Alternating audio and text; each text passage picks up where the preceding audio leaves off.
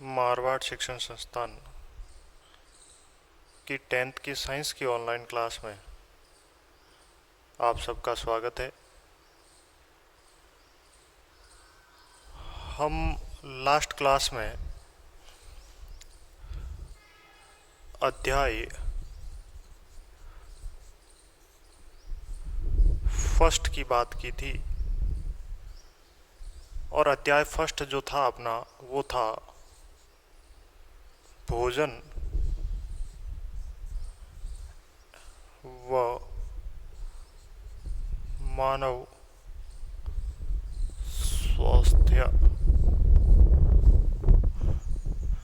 पहले भी जिस दिन हमने क्लास को शुरुआत की थी उस दिन मैंने बायोलॉजी का पूरा सिलेबस बताया था।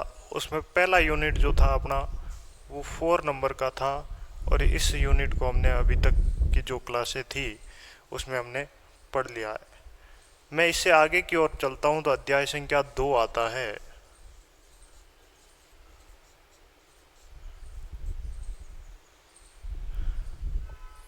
और यूनिट का जो नाम रहता है वो रहता है मानव तंत्र, यानी मैं कह दूं ह्यूमन सिस्टम। और ह्यूमन सिस्टम जो है ये रहता है आपका 6 नंबर का बोर्ड के लिहाज से अभी तक का जो अपना सिलेबस है उसके दृष्टि से देखा जाए तो आज अपन जो बात करेंगे वो मानव तंत्र को लेकर करेंगे। तो नेक्स्ट अपनी जो हेडिंग है अध्याय संख्या 2 की वो लगा लीजिएगा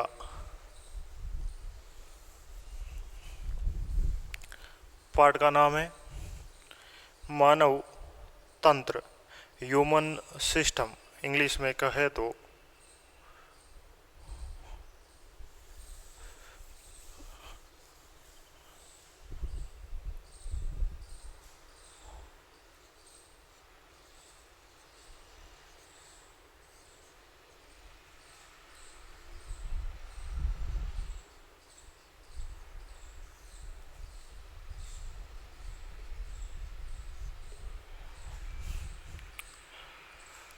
अब देखो यहाँ पर अगर यूनिट के नाम से ही अपन चले तो ह्यूमन के बारे में अपन जानते हैं, लेकिन बात यहाँ पर एक सिस्टम या तंत्र को लेकर आई है। और जहाँ तक किसी जीव की बात की जाती है तो होता क्या है कि जीव उसे कहा जा सकता है जिसमें जीवन यापन करने के क्या हो गुण।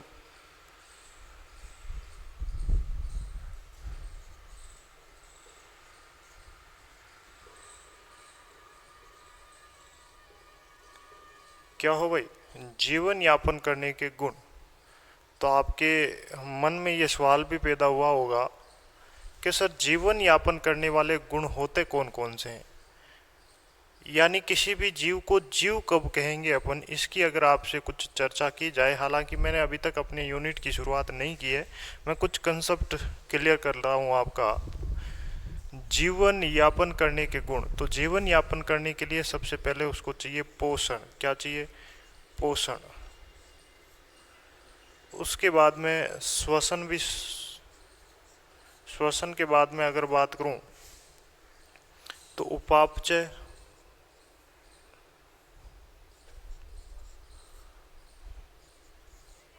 वृद्धि, ग्रोथ की बात होती है। ग्रोथ के बाद में गति भी होनी चाहिए उस जीव में। और फिर एक्सटर्नल सिस्टम तो होता ही है, उत्सर्जन।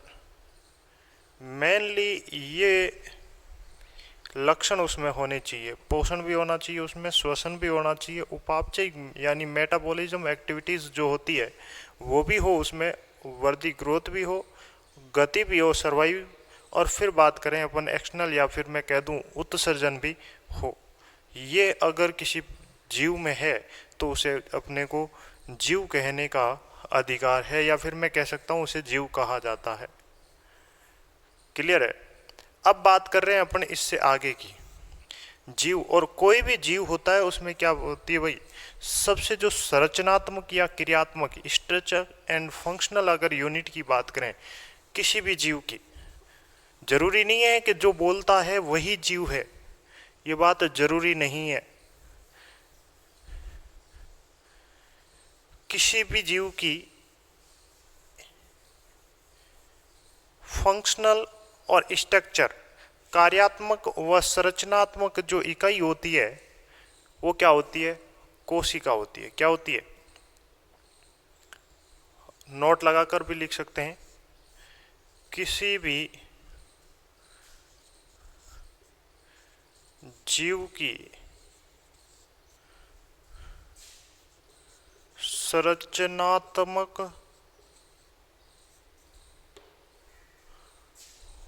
व क्रियात्मक इकाई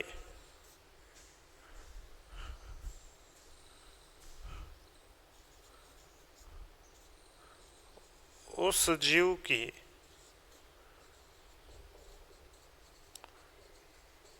कोशिका कहलाती है या फिर होती है, वो एक ही चीज है। आपसे पूछ ले कोशिका क्या है तो लिख सकते हैं किसी भी जीव की संरचनात्मक व क्रियात्मक जो यूनिट होती है, स्ट्रक्चर एंड फंक्शनल जो यूनिट होती है, वो क्या होती है? कोशिका होती है। यहाँ पर एक वर्ड आया है कोशिका, इंग्लिश में बात करूं तो सेल कहा जाता है इसको, CEEL। क्लियर है? अब बात करूं कोशिका, तो कोशिका भी दो टाइप्स की होती है। मैं जनरल बातें कर रहा हूं, अभी तक यूनिट में भी आगे चलेंगे, बहुत डिटेल के साथ बात करेंगे अपन। कोशिका की बात करूं तो कोशिका दो प्रकार की होती है। अब देखो कोशिका दो प्रकार की होती है तो आपका दिमाग ये भी कहता होगा कि इसे दो प्रकारों में क्यों बांटा गया, इसे दो प्रकारों में क्यों बांटा गया। तो जो रिसर्च हुई है उस रिसर्च बेस में कुछ रिजल्ट निकल कर अपने सामने आए हैं और उन रिजल्ट्स के आधार पर हमने इन कोशिकाओं को क्या बांटा? दो भागों में बांटा। कोशिका उसे कहा जा सकता है जिसमें क्या हो? न्यूक्लियस यानी केंद्रक उपस्थित हो। क्या होता है कोशिका में? केंद्रक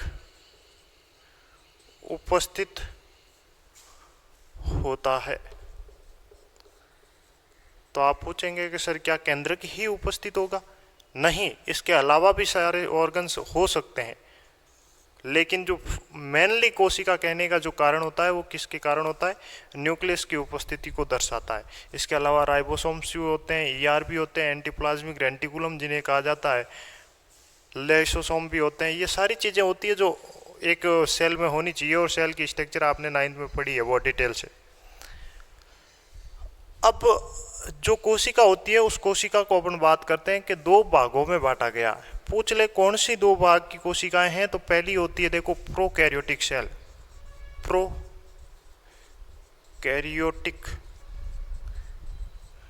प्रोकैरियोटिक कोशिका,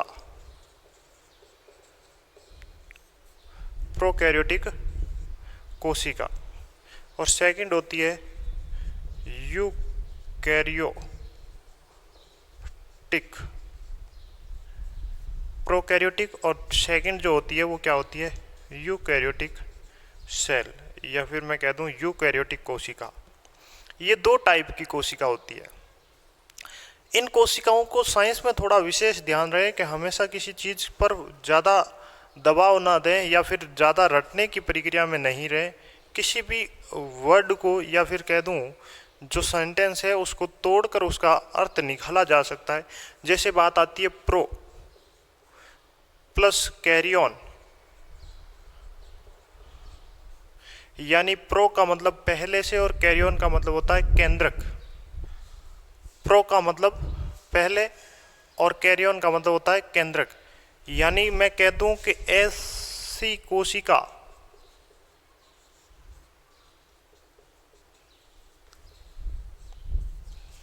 जिसमें सुविकसित केंद्रक नहीं पाया जा सकता, या केंद्रक निर्माण से पहले की स्टेज जो होती है, होता क्या इसमें कि न्यूक्लियस जो होता है वो सदैव डबल कोटेड होता है। जो बाहरी आउटर स्ट्रक्चर होती है इसकी वो क्या होती है? डबल कोटेड होती है। लेकिन प्रोकैरियोटिक सेल में क्या होता है? एकल झिल्ली युक्त आवरण पाया जाता है और पूरा केंद्रक डेवलप नहीं हो पाता।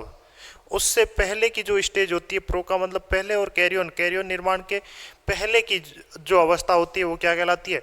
प्रोकैरियोटिक कोशिकाएं कहलाती है। या फिर मैं कह सकता हूं कि ऐसी कोशिका जिसमें सुविकसित केंद्रक नहीं निर्मित हो वो क्या कहलाता है? Prokaryotic cell. तो आप पूछेंगे सर ऐसा कौन सा एग्जाम्पल है? तो देखो, ऐसे एग्जाम्पल मोनेरा के हमने सदस्य पढ़े थे सारे के सारे। जब हमने RH वीटेकर का क्लासिफिकेशन पढ़ा था संपूर्ण जीवों का, उस समय मोनेरा पढ़ा था और कुछ प्रोटोजोआ के सदस्य भी इसके अंतर्गत थे। ये चीजें एग्जाम्पल के लिए पढ़ी थी हमने। फिर बात आती है यूकैरियोन। यूकैरियोन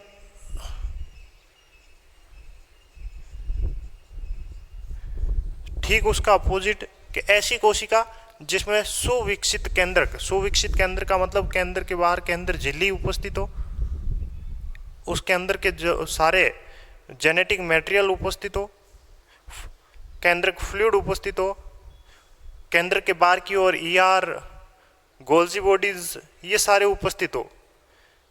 यानी मैं कह दूं जो मैच्योर्ड न्यूक्लियस फेस होगा वो तो क्या कहलाएगा? यूकैरियोन सेल कहलाएगी।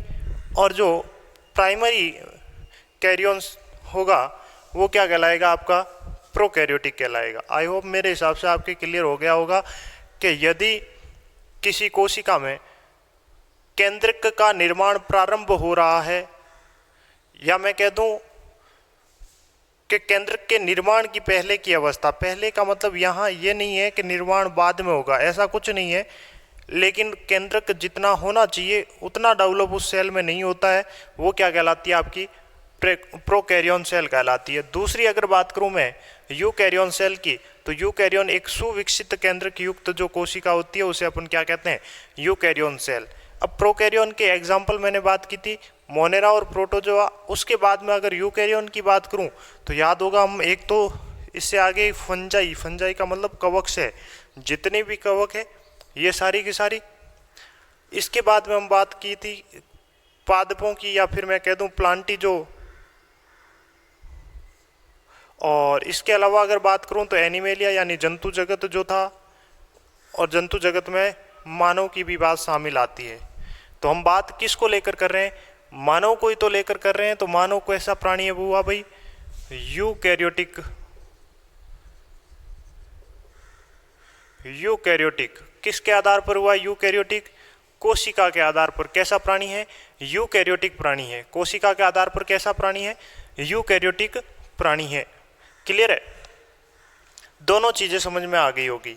लेकिन अपना जो मेन मुद्दा है वो है तंत्र को लेकर। अभी तक हमने किसके बारे में बात की है? कोशिका। और कोशिका प्रत्येक जीव के लिए क्या है? जरूरी है। स्ट्रक्चर और फंक्शन दोनों, यानी संरचनात्मक और कार्यात्मक रूप से जो उपयोगी स्ट्रक्चर है वो क्या है? सेल है। अब देखो, ये तो सेल के हो गए थे टाइप।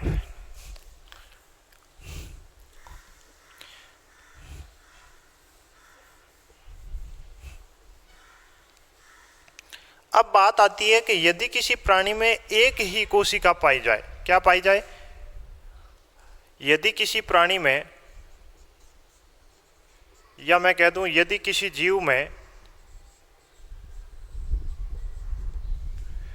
एक ही कोशिका,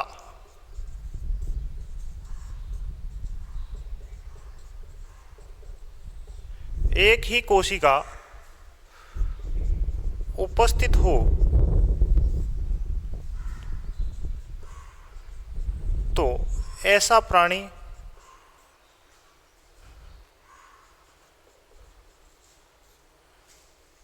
एकल कोशिकीय प्राणी कहलाता है।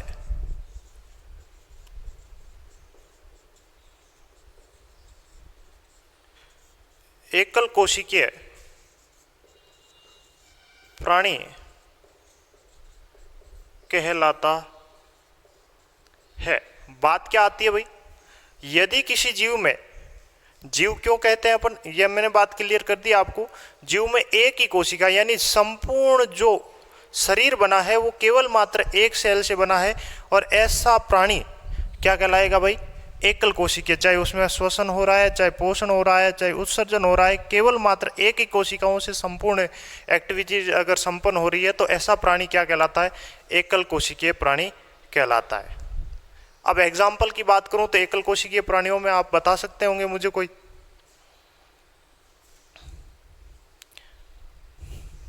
एकल कोशिकीय प्राणियों में अगर बात करूं तो कोई एग्जाम्पल याद रहे आपको? फंजाई है जिसका नाम है हीस्ट, एक कोशिकीय है। ये कैसी है? एक कोशिकीय। केवल मात्र ये एक अपवाद है, इसके अलावा जितनी भी फंजाई है वो कैसी है? बहुकोशिकीय है। कैसी है? बहुकोशिकीय। लेकिन ईस्ट से क्या बनाया जा सकता है भाई? एक तो खमीर बनाया जा सकता है, दूसरी अपन जलेबी बनाते हैं तो उसको खट्टा करने के लिए भी इसका उपयोग करते हैं, डबल रोटी बनाने में भी इसका उपयोग करते हैं। क्लियर है ना? तो एकमात्र जो है एक कोशिकीय फंजाई की बात कर रहा हूं वो क्या है? ईस्ट है। क्या है? ईस्ट। ये जरूरी नहीं है कि ईस्ट के अलावा कोई एक कोशिकीय प्राणी नहीं है, बहुत सारे हैं, लेकिन हम केवल एक आध एग्जाम्पल के बारे में ही बात कर रहे हैं, ज़्यादा डिटेल चली जाएगी। यदि किसी जीव में एक ही कोशिका उपस्थित हो तो वो ऐसा प्राणी क्या कहलाता है? एकल कोशिकीय प्राणी। आपके दिमाग में ये भी आएगा कि सर अगर एक से ज़्यादा हो तो क्या कहलाएगा? तो अपन बात करते हैं, यदि एक से ज़्यादा है तो एक से ज़्यादा हुआ तो बहुकोशिकीय। दो की बात नहीं करूंगा मैं, दो होगा तो द्विकोशिकीय कहला लेगा, लेकिन ऐसा ज़्यादा डिटेल है नहीं अपने। ठीक है, अगर एक से ज़्यादा कोशिका है तो वो क्या कहलाएगा? बहुकोशिकीय प्राणी। यदि किसी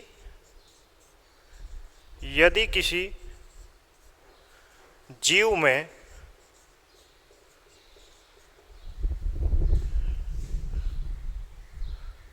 दो या दो से अधिक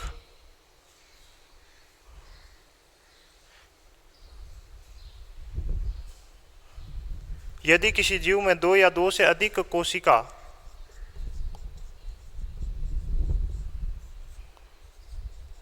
उपस्थित हो तो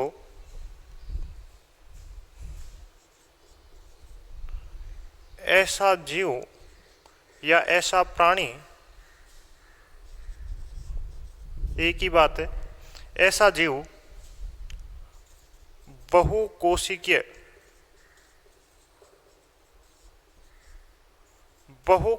जीव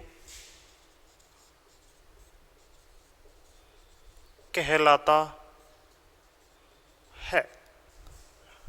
क्लियर है? Multi cellular organism. क्लियर है?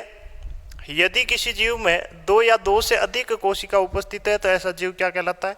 बहुकोशिकीय जीव कहलाता है। उसमें हम अपन भी शामिल आते हैं क्योंकि अपने में भी एक से अधिक कोशिकाएं हैं और अपन क्या है? बहुकोशिकीय प्राणियों के संदर्भ में आते हैं।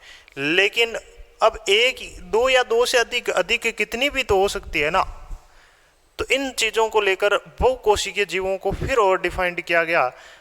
तो ये एक इस प्रकार का सिस्टम बनता है अपने पास, जो मैं एक फॉलो आरेख के माध्यम से समझाना चाह रहा हूं।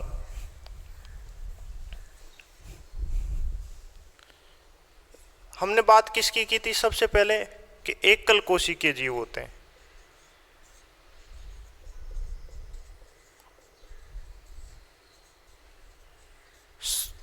यदि किसी में एक कोशिका है तो वो क्या है? एकल कोशिकीय जीव है। अगर एक से अधिक है तो वो क्या हो जाएगा? बहुकोशिकीय। क्या हो जाएगा भाई? बहुकोशिकीय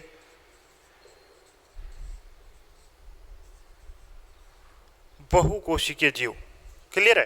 अब एक से अधिक कोशिकाएं, मान लीजिएगा किसी प्राणी में 40 कोशिकाएं हैं। क्लियर है? इसमें से 10 कोशिकाएं हैं जो अपना श्वसन का काम करती है, एक साथ एक जैसा काम करती है। क्या करती है? एक जैसा काम करती है। क्लियर है?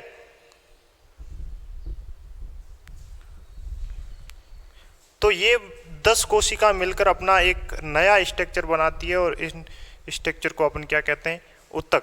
यानी बहुकोशिकीय जीवों के द्वारा या फिर एक से अधिक कोशिकाएं मिलकर आपस में एक ही प्रकार का कार्य संपन्न करे उससे अपन क्या कहते हैं भाई, उत्तक कहते हैं। क्या कहते हैं, उत्तक।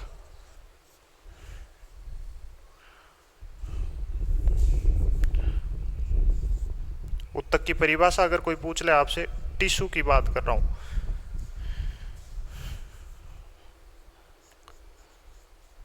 एक ही कार्य हेतु उत्तरदायी,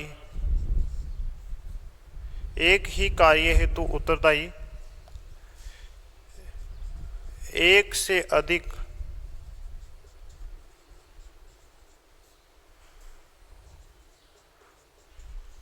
कोशिकाएं आपस में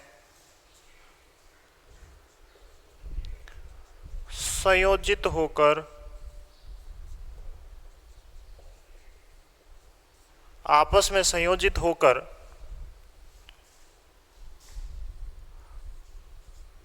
ऊतक का निर्माण करती है। किसका निर्माण करती है, टिश्यू का निर्माण करती है। लैंग्वेज समझ में आ गई होगी। एक ही कार्य हेतु उत्तरदायी जो होती है, एक से अधिक कोशिका होनी चाहिए, एक कोशिका नहीं, जो केवल मात्र एक ही प्रकार की कार्य करें। मान लीजिएगा 10 है, 20 है, जो भी कोशिकाएं हैं वो केवल एक ही फंक्शन, अगर श्वसन का कर रही है तो वो श्वसन का ही कर रहा, तो उन कोशिकाओं को क्या कहते हैं अपन, वो एक समूह जो बनाती है उस समूह को अपन क्या कहते हैं, उत्तक। तो एक कोशिका एक से अधिक है तो वो क्या कहलाई, बहुकोशिकीय। और एक से अधिक जो कोशिका हैं उनमें से एक ही प्रकार की कार्य करने वाली जो कोशिकाएं होती है उनके समूह को अपन क्या कहते हैं, उत्तक कहते हैं। और एक से अधिक उत्तक मिलकर, एक से अधिक उत्तक मिलकर क्या बनाते हैं, उत्तक तंत्र बनाते हैं। क्या बनाते हैं, उत्तक तंत्र बनाते हैं, सिस्टम बनाते हैं। मान लीजिएगा एक पाचन का कर रहा है, एक श्वसन का कर रहा है, एक उत्सर्जन का कर रहा है, ये आपस में मिलकर एक सिस्टम फंक्शन बना लेते हैं कि इस काम के लिए आपको ये प्लानिंग चाहिए और इस काम के लिए आपको ये प्लानिंग चाहिए, तो वो क्या कहलाता है, उत्तक तंत्र कहलाता है। क्लियर है। और एक से अधिक जब उत्तक तंत्र होते हैं तो ये मिलकर क्या बनाते हैं, एक ऑर्गन बना लेते हैं, अंग का निर्माण करते हैं। क्या करते हैं, अंग का। और बहुत सारे अंग आपस में मिलकर क्या बना लेते हैं भाई, अंग सिस्टम बना लेते हैं, अंग तंत्र बनाते हैं। क्लियर है। और अंग तंत्र मिलकर क्या बनता है भाई, अपना बॉडी बनाता है, या फिर मैं कह दूं शरीर बनाता है। क्या बनाता है, शरीर। क्लियर है। फिर समझ लें, एक कोशिका यदि एक से अधिक कोशिकाओं से शरीर बना है तो क्या कहलाता है, बहुकोशिका। बहुकोशिका में कुछ विशेष प्रकार की कोशिकाएं जो एक ही कार्य के लिए उत्तरदायी हो वो आपस में मिलती है, और ऐसा समूह जो होता है उसे अपन क्या कहते हैं, उत्तक कहते हैं। एक से अधिक उत्तक होते हैं और वो आपस में अगर संयोजित होते हैं तो वो क्या कहलाता है, उत्तक सिस्टम कहलाता है। और फिर उत्तक सिस्टम मिलकर क्या बनते हैं, एक से अधिक उत्तक सिस्टम मिलकर क्या बनाते हैं, ऑर्गन बनाते हैं। और एक से अधिक ऑर्गन मिलकर क्या बनाते हैं, ऑर्गन सिस्टम बनाते हैं, जैसे कंकाल तंत्र, पाचन तंत्र। पाचन तंत्र में ग्रसनी है, ग्रसिका है, ये सारी चीजें होती है। तो ये सारे ऑर्गन है और ये आपस में मिलकर क्या बनाते हैं, तंत्र बनाते हैं। और फिर बात आती है शरीर, और इन सभी तंत्रों से मिलकर क्या बनता है, अपने शरीर बनता है। क्लियर है। अपन जो बात करेंगे इस यूनिट में मानव के तंत्र की बात करें, और मानव के तंत्र कौन से हैं, अंग प्रकार के जो तंत्र है, पाचन तंत्र, उत्सर्जन तंत्र, श्वसन तंत्र, ये सारे क्या है, अंग तंत्र है। क्या है, अंग तंत्र। तो अब अपन बात हेडिंग के अंतर्गत चलते हैं। तो पूछ ले आपसे कि मानव में कितने प्रकार के तंत्र पाए जाते हैं, तो लगभग 11 प्रकार के तंत्र पाए जाते हैं। लेकिन हम 10th लेवल की ही बात कर रहे हैं, और 10th लेवल में जो तंत्र है उन्हीं की ही बात करेंगे अपन इस अध्याय में।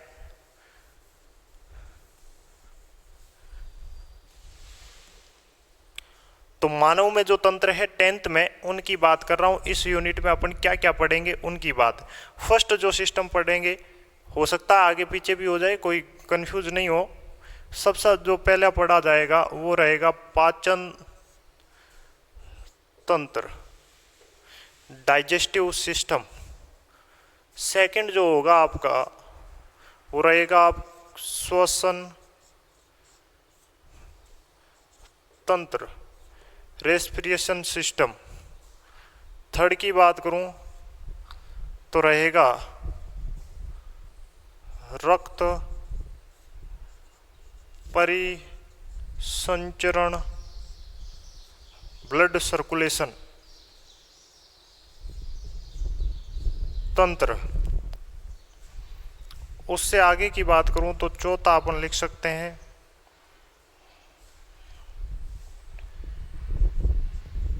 तंत्रिका तंत्र, नर्व सिस्टम। उससे आगे की बात करूं तो अपन लिख सकते हैं उत्सर्जन एक्सटर्नल, उत्सर्जन तंत्र। उससे आगे की बात करूं तो अपन लिख सकते हैं जनन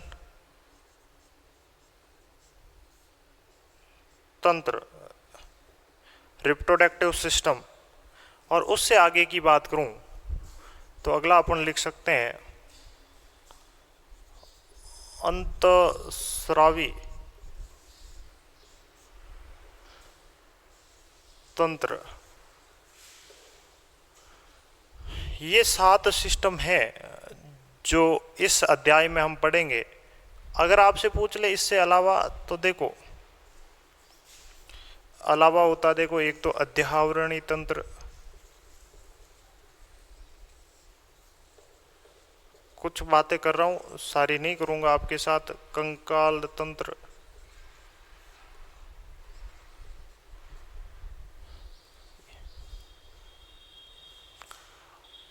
तो अपने जो पढ़ा जाएगा मेनली इस यूनिट में वो इतने ही पढ़े जाएंगे। एक बार फिर समझ लें, पाचन तंत्र डाइजेस्टिव सिस्टम की बात करूंगा, दूसरा रेस्पिरेशन सिस्टम यानी मैं कह दूं श्वसन तंत्र, तीसरे की अगर बात करूं तो ब्लड परिसंचरण या फिर कह दूं ब्लड सर्कुलेशन सिस्टम, अगले की बात करूं तो तंत्रिका तंत्र रहेगा, फिर बात करूं तो उत्सर्जन तंत्र रहेगा, फिर जनन तंत्र रहेगा, और लास्ट एंड फाइनल जो अपन पढ़ेंगे उसमें अंतःस्रावी तंत्र पढ़ेंगे। क्लियर हो गया होगा हम कितने तंत्रों की बातें करेंगे, तंत्र क्या होता है, ह्यूमन में कौन कौन से तंत्र पाए जाते हैं, इन सब चीज़ों को लेकर हमने बात की है। क्लियर है। अब बात हम किसको लेकर करेंगे, सबसे पहले हम बात करेंगे डाइजेस्टिव सिस्टम। किसकी बात करेंगे, डाइजेस्टिव सिस्टम की करेंगे। क्लियर है।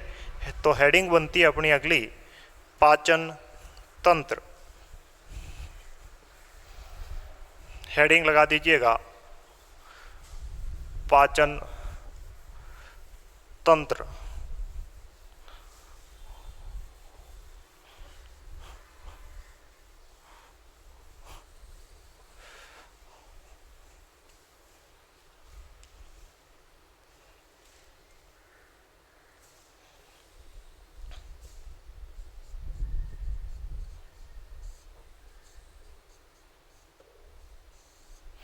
पाचन तंत्र, यहां पर भी एक वर्ड उभर कर आया अपने सामने, डाइजेस्ट।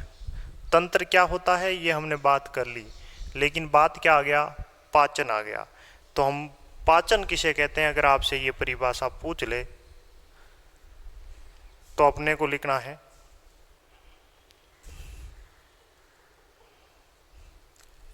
ऐसी प्रक्रिया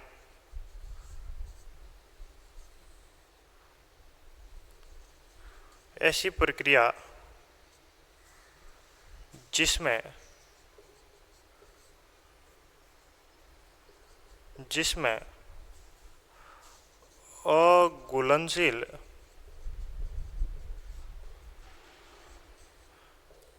दीर्घ व जटिल, ऐसी प्रक्रिया जिसमें अघुलनशील दीर्घ व जटिल भोज्य पदार्थों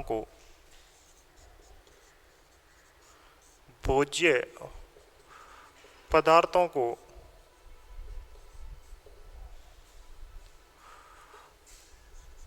पाचक एंजाइमों की सहायता से,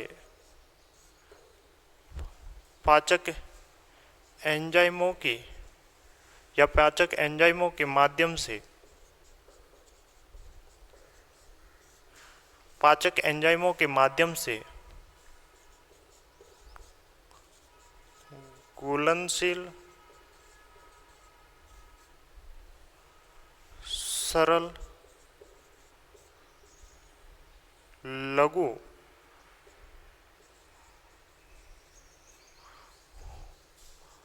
व अवशोषण योग्य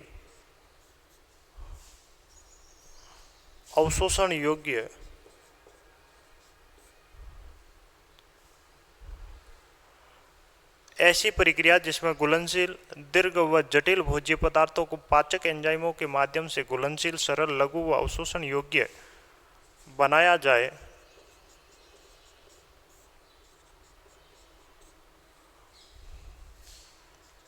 पाचन कहलाता है। क्या कहलाता है? पाचन कहलाता है। मेरे हिसाब से देखो, मैं पहले भी आपको बता चुका हूं कई बार कि विज्ञान के क्षेत्र में किसी भी चीज को रटने की बिल्कुल भी अपने को आवश्यकता नहीं है। हर शब्द का तोड़ है। तीन चीजें आप उसके बारे में जानें, क्यों, कैसे और कब। इन तीनों चीजों से अगर आप किसी भी वर्ड से आप ये तीन क्वेश्चन करें तो आपके समझ में आ जाएगा कि ये कैसे हुआ। अगर तीनों का वो आपको संतुष्टि का जवाब देता है वर्ड, तो ये मान लीजिएगा ये वर्ड अपने हिसाब पर सही है, और अगर नहीं देता है तो फिर उस पर आपको कुछ जिज्ञासाएं डेवलप करनी पड़ती है, और उसके साथ अपन बात करते हैं। पाचन तंत्र ऐसी प्रक्रिया जिसमें अघुलनशील दीर्घ व जटिल भोज्य पदार्थों को पाचक एंजाइमों के माध्यम से क्या किया जाता है भाई? घुलनशील और सरल या लघु अवशोषण योग्य बनाया जाता है। वो क्या कहलाते हैं भाई? पाचन कहलाता है। क्लियर है? अब बात करूं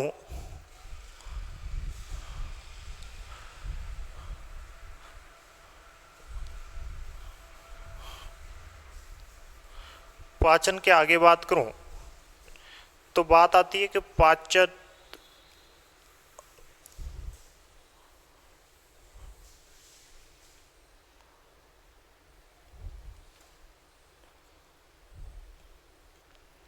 अगला पॉइंट नोट में लिख सकते हैं।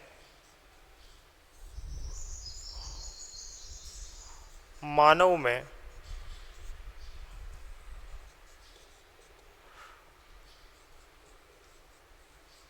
पाचन हेतु या पाचन अंग हेतु लिख दूं मैं। मानव में पाचन हेतु या पाचन अंग हेतु आहार नाल, नलिकानुमा संरचना जो होती है, मानव में पाचन हेतु आहार नाल या फिर मैं कह दूं एलिमेंट्री कैनाल, आहार नाल पाई जाती है। अब देखो, इसी भाग को आप ऐसे भी लिख सकते हैं कि मानव में पाचन हेतु नलिकानुमा, कोष्टक में आहार नाल लिखकर बात कर सकते हैं। नलिकानुमा जो संरचना होती है वो क्या कहलाती है आपकी? आहार नाल कहलाती है। पूछ ले कि आहार नाल कौन से ऊतकों से निर्मित होती है, तो एपिथेलियम ऊतकों से निर्मित होती है। या फिर मैं कह सकता हूं कनेक्टिव टिश्यू संयोजी ऊतकों से, संयोजी ऊतकों का तो आवरण होता है, एपिथेलियम ऊतकों से निर्मित होती है। ये कुछ बातें थी जो आपके साथ साझा करनी थी। अब जो बात करूंगा जो मैं इस यूनिट में, वो मोटी मोटी एलिमेंट्री कैनाल को लेकर करूंगा, आहार नाल। तो अपनी अगली जो हेडिंग बनती है वो बनती है, पाचन तंत्र पढ़ रहे हैं अपन, और पाचन तंत्र में जो बनती है हेडिंग वो बनती है आहार नाल, यानी मैं कह दूं एलिमेंट्री कैनाल। क्लियर है? पहले भी बता चुका हूं कि आहार नाल कैसी होती है? नलिकानुमा संरचना होती है। कैसी होती है? नलिकानुमा। क्लियर है? अब आहार नाल में कौन कौन से भाग होते हैं, तो इसको समझने के लिए मैं आपको एक छोटा सा फ्लो आरेख बनाता हूं। देखिए सबसे पहले जो आहार नाल होती है वो मुख गुहा से शुरू होती है। कहाँ से शुरू? तो वैसे ग्रसनी ही सही वर्ड होता है, लेकिन कई बुकों में अपन मुख गुहा से लेकर भी बात करते हैं। तो अपन कौन कौन से भाग होते हैं उनकी बात करेंगे। तो देखो सबसे पहले मैं मुख से लेता हूँ, अपना जो भोजन है वो कैसे गमन होता है उसकी बात करता हूँ। मुख से अपने नीचे की ओर बात करूँ तो मुख गुहा आती है। क्या आती है? मुख गुहा। क्लियर है? मुख गुहा से नीचे बात करते हैं तो ग्रसनी, ग्रसनी से बात करूं नीचे तो ग्रसिका, ग्रसिका से आगे बात करूं तो आमाशय, और आमाशय से नीचे अगर बात करूं तो आमाशय से नीचे आती है बात छोटी आंत की। छोटी आंत, छोटी आंत से नीचे की ओर बात करूं तो बात आती है बड़ी आंत की। क्लियर है?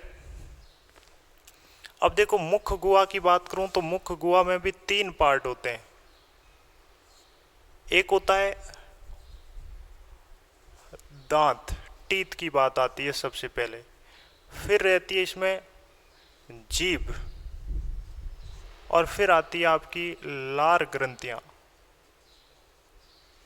हालांकि हम पाचन में सहायक ग्रंथियों को लेकर कुछ अलग से बात करेंगे, लेकिन कहाँ कहाँ पर किसकी उपस्थिति होती है मैं उसको थोड़ा साझा कर रहा हूँ आपके सामने फॉलो आरेख के रूप में। फिर बात आमाशय की करूँ तो आमाशय में 3 पार्ट होते हैं। एक होता है आपका कार्डिक भाग, दूसरा होता है आपका फंडस भाग, और तीसरा जो होता है वो होता है आपका पाइलोरिक भाग। पाइलोरिक भाग, ये मुख्यतः 3 भाग होते हैं आमाशय में। छोटी आंत की बात करूं तो छोटी आंत में भी 3 भाग होते हैं।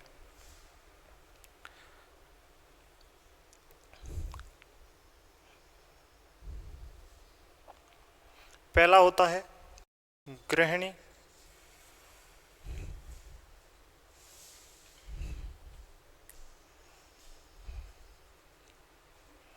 शूद्रांत्र,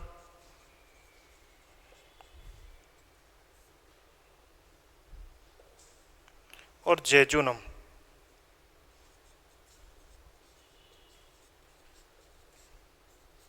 ग्रहणी, शूद्रांत और जेजुनम।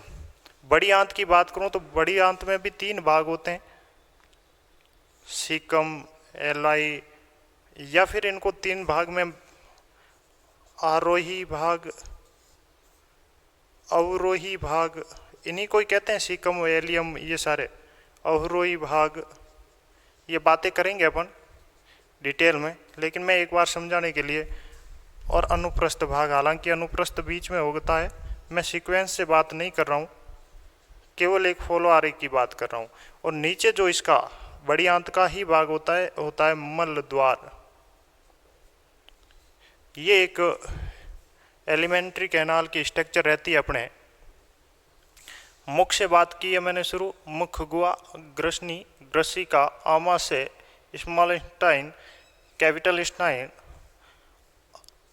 यहाँ तक की जो बात रही अपनी, मैं बिल्कुल एक एक पार्ट को बहुत डिटेल से लूँगा इस चीज़ों में। सबसे पहले हम मुख से शुरू करेंगे और मलदार तक आएंगे, और ये सारी बातें जो सीकम, एलियम और ये भाग हैं वो इसी के ही भाग है। मलद्वार भी इसी का ही होता है, लेकिन ये तीनों भागों को मैंने थोड़ा अलग दिया हट के। कन्फ्यूज मत होइएगा, जब अपन इस चीज़ को लेकर बात करेंगे तो बहुत डिटेल करवा दूंगा आपको इसको आगे। क्लियर है? हम बात किसकी कर रहे थे? अध्याय अपने पास जो था वो था मानव तंत्र, और मानव तंत्र में हमने किसकी बात की थी? पाचन तंत्र को लिया था।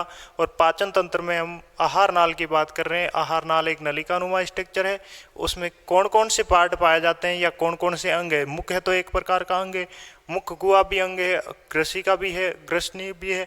ये सारी चीज़ें एक एक प्रकार के ऑर्गन को रिप्रेजेंट करती है।